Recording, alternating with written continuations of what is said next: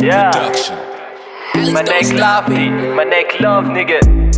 yeah, wanao heno titenity izay mety anampianao na de iary tory amby na ny trano azy anao na mifo maraina sy alipandry isan'andro izao.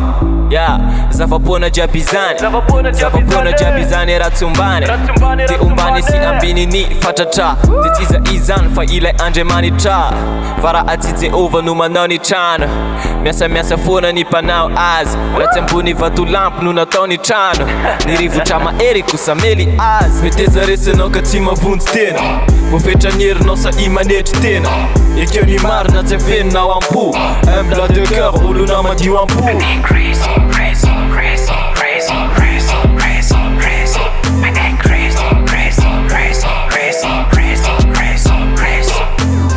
Teny ilainy anao manega le manaiky resy tsy manamboatra saina hoe vitanao io ialako tsiny fa tsy lafa Jesoa mipandresy raha tsy mamaka anatinao zay tsy afaka ny amo alaiko ohatra tantarany Adamo niezaka izy mba nanao izay tsara raha vinaviavy no nanaovany fa Andriamanitra nanolo anazy odip yeah.